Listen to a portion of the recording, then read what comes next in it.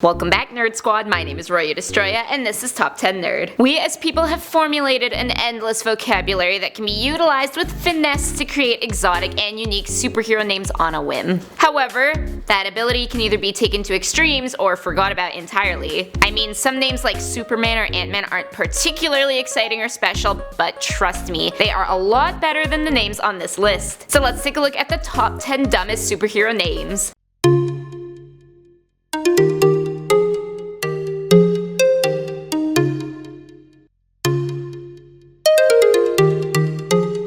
In the number 10 spot, we have the WHIZZER. Already whizzing off to a great start here, kids. Robert Frank, a shockingly normal name, debuted in USA Comics #1 and was bitten by a cobra. The only way to save him was to give him an infusion of mongoose blood, which miraculously grants him the ability to be super fast. I mean, that's a whole different story right there. But with the name WHIZZER and a yellow costume, speed isn't exactly the first thing that comes to mind. I mean, unless we're talking about how fast you can pee. Coming in at number 9 is FALCON, and you will see why. This guy was introduced in Fantastic Comics #1, and although not the most popular guy, he wasn't altogether terrible. What was terrible is what happened with his name. The name FALCON was oftentimes capitalized, especially for cover pages, and as you can see, looks like something entirely different. I don't know if you guys remember the energy-saving Flick Off campaign? Yep, same effect. It wasn't long before they changed his name to FALCON. Next at number 8, we got the Gay Ghost. If you can believe it, this guy existed first in Sensation Comics #1 with his, shall we say, sensational name. The Gay Ghost was a name meant to mean that he was rather cheerful, but we all know that's not what we think of with the word gay anymore. He's not canonically a homosexual ghost,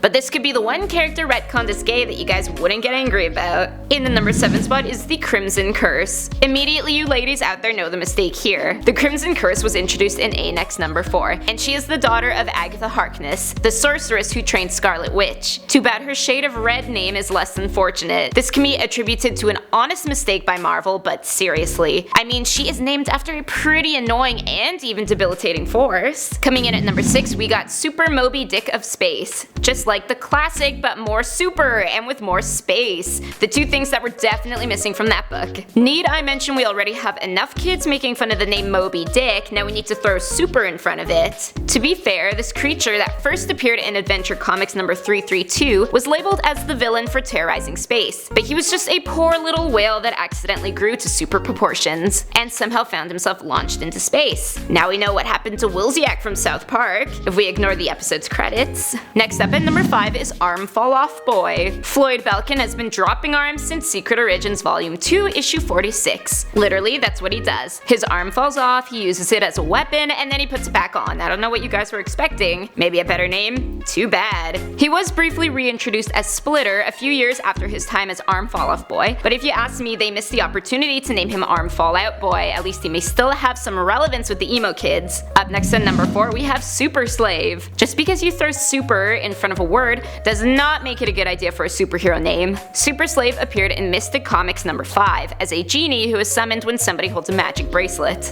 So at least the character himself isn't as wildly atrocious as the name. Thank God they made the character white. Yeah, I guess in a way genies are slaves, but I mean, literally even Super Genie would have been better. In the number 3 spot is Strong Guy. Wow, I wonder what this guy's powers are. Wait, I don't even have to wonder, this is literally the most self-explanatory name out there. See how a lack of creativity can be a good thing? In case you didn't catch it, that was sarcasm. Strong Guy debuted in New Mutants #29, and he was really strong. Actually, his lack of a good codename is a comedic point in his stories, and the struggle with coming up with a name is, sadly, a true story as told by X Factor writer Peter David. At least they owned up to this one. Coming in at number 2, we have GOLDBALLS. Yes, there was no other name as worthy as GOLDBALLS for this guy. Uncanny X-Men Volume 3 introduced us to this hero, whose abilities include producing balls of gold and bouncing them at his enemies. Super useful as well when you're bored and could use a good couple of balls to play with. I feel like this has ventured into the non-PG-13 category now, so I think I'm gonna stop there. But shockingly, this guy was made in 2012. That's not long ago, and we definitely have been using the word balls inappropriately for long before that. that. The golden factor is not helping. And finally, in the number 1 spot, we have Fruit Boy. Nothing like a little bit of fruitiness to tie off our horrendous list today. This hero first appeared in Legion of Superheroes, Volume 5, Issue 38, and he had the power of fruit ripening. So yeah, no wonder he was rejected from the Legion of Superheroes. As much as I enjoy a good ripe strawberry or peach or whatever, that's sadly not what people are going to mean when they say, oh, there goes Fruit Boy again. So those were the top 10 dumbest superhero names. Let me know in a comment section down below what your superhero name would be. Hopefully it's a lot better than these ones. My name is Rory Destroya, thanks for watching, and don't forget to subscribe so you never miss another nerdy list.